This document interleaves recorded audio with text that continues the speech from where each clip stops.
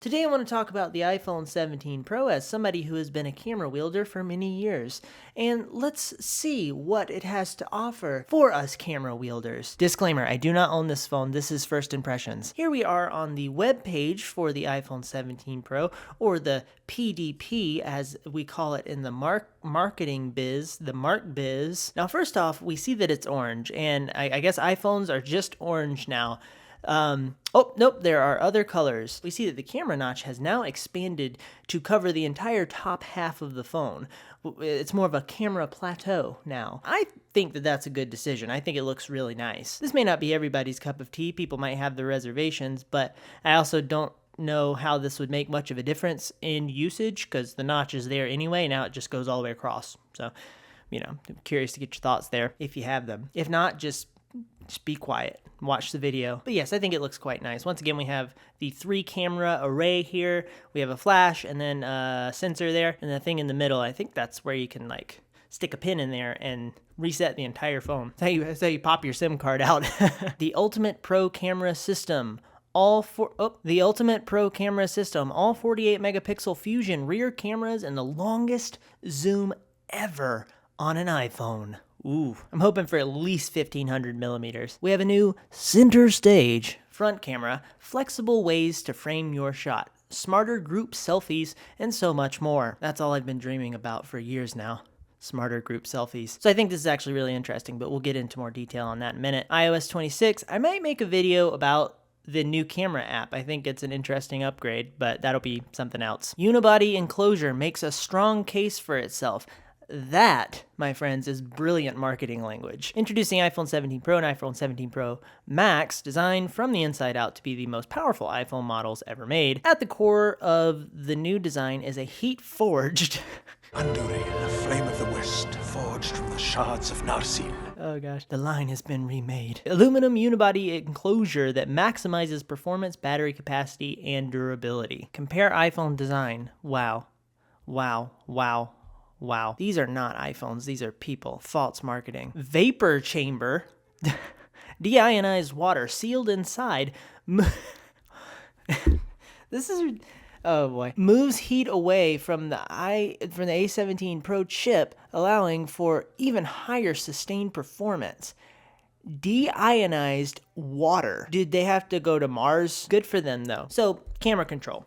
I spoke about camera control in my iPhone 16 Pro video. And since then I've used it, and what I realized is that I really only use it to open the camera app. I don't swipe to go between modes. I'm curious if you guys do that. I just naturally never fell into the flow of swiping between modes. Action button, that normally acts as my flashlight, although I have been switching it occasionally to open another camera app, which is another app that I might make a video about at some point. A big zoom forward, up to 8 times optical quality zoom. All 48 megapixel rear cameras, that's a good thing. Across the iPhone 17 Pro camera system, you'll find innovation that goes to great lengths. These guys. The telephoto features the next generation of our Tetra Prism design. Tetra Prism. And a 56% larger sensor.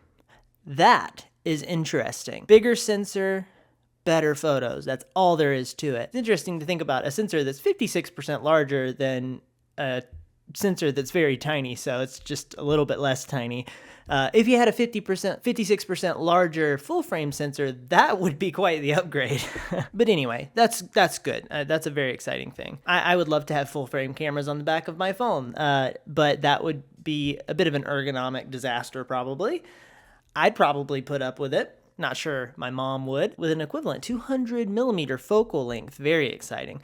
The 8 times optical quality zoom makes this the longest iPhone telephoto ever. Offering 16 times total optical zoom range so you can explore an even wider range of creative choices and add a longer reach to your compositions. So this is interesting. The current one is, I think, 120, correct me, editing James if I'm wrong. 200 is quite the telephoto. I have spent a lot of time shooting at 200 millimeters with my telephoto lenses. I'm used to a 70 to 200 millimeter range, and I often will find myself going all the way to 200. 200 millimeters is a very useful focal length for me to be able to to go to. Very cool that our phones can do this. So they have this really interesting comparison here, which is they did a really good job of showing visually what the phone is able to do in a way that's very intuitive, and very intuitive for somebody who's not a camera person. So we have a photo here of a girl standing in some sort of brutalist location, and below we have a slider that shows us a bunch of focal lengths. So this photo is at 200 millimeters. We can click 100 millimeters and so it pulls out. So you can see the difference there between 200 millimeters and 100 millimeters. And then we do it again, 48, so that pulls way back. We see how far, we're starting to see how far away we are from this person. 35, 28, 24, 13, wow. Macro, we go all the way back to her eye. So it's interesting because she appears to be doing this exact same pose in all of these. So I wonder if they took like 2 or 3 phones side by side and took the photo at the same time. But really intuitive way to understand what the phone is able to do. I think this is a brilliant way to market the phone and well, the camera capabilities of the phone. So if we start at, say, 24, we can get a sense of how far away we are from her. We go to 200, quite the push in. I'm not really pixel peeping here, but it looks quite good. So what they're doing here is they're taking 3 cameras and making 7 focal lengths out of it. And because the cameras have so much resolution, they're able to push in tighter. So unless I'm mistaken, this is not actually a 200 millimeter lens. It's a 100 millimeter lens that is being cropped in to 200 millimeters. But because it's a 48 megapixel sensor, it's able to push in to 200 millimeters and they can get away with it and it still looks nice. So if we scroll down here, we see which cameras accomplish which focal lengths. So we have the Fusion main camera, 24 to 48 millimeter focal length, aperture of 1.78. I don't know if that's an upgrade from the previous ones, but you know, good. We have the Fusion ultra wide, 13 millimeters, f2.2 aperture. And then we have the Fusion telephoto, 100 to 200 millimeter focal length, f2.8. So really fancy stuff that they're doing here. And yes, in a sense, it is like having 8 pro lenses in your pocket. Super high resolution, 24 megapixel photos by default. And what I found in my usage of the 16 is it's actually really useful to have this kind of camera setup in your pocket. I find myself casually using all of the cameras, and they're so good at this point that they just work on a daily basis for me. I don't find myself running into a lot of limitations or frustrations. The main camera has always had the best quality. The wide camera used to be much weaker, but it's really good now. And it's probably better now. So I mean, it's a lot harder to find serious limitations with these cameras.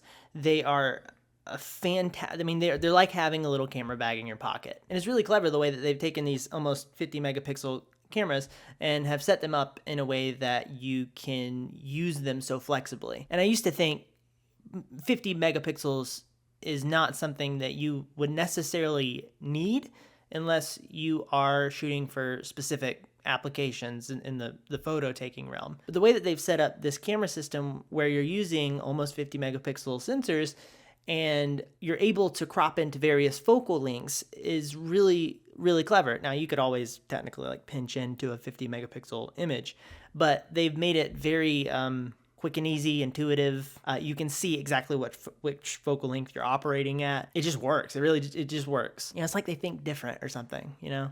It makes you think, like, here's to the crazy ones, right? I don't really know where to go with that. Photographic Styles, there that is again. I haven't used that once since I got the iPhone 16 Pro, so that didn't really work out for me. I don't know if you guys have used that. Now we get to the 18 megapixel center stage front camera. Now this is really interesting, and it's a total frame changer, if you will. The new front camera gives you flexible ways to frame up your photos and videos and so much more. Tap to expand the field of view and rotate from portrait to landscape without moving your iPhone. And when friends join the shot, the field of view expands so that you can get more frenzies in your selfies. Isn't that great? So what they have done here is they have put a square sensor into the selfie camera so that you can have the camera, you can hold the camera vertically and it will shoot horizontal photos or horizontal videos. I don't know if this is going to change the world because you can always take a photo or video this way, but it's nice and it reminds me of the flip camera. Do you guys remember the flip camera? Flip camera, but with a big selfie screen on the front. Good stuff. Okay, I'll be back. Family calls. Okay, it's the next day. Let's talk about center stage. So one of the issues that I heard somebody mention is that when your phone is in landscape orientation, your arm is on the side of the frame, whereas when you're holding it vertically, it's on the bottom. It's a more natural position. And so that's a perk. That's interesting. I think this is a way to make filming or taking photos with the front camera be a more pleasant experience, more simple. You also have this new ultra stabilized video ability, and that's pretty interesting. And I'd show it here, but I think this is just an image. Might be something wrong with my web page, but there you go. Then you have this dual capture video situation where you can overlay the front camera on the back cameras, and I could see that being really helpful and simplifying for social video. I've also heard that other phones have had versions of this feature already. But these are little implementations that have the ability to change your workflow and introduce new creative ways to do stuff.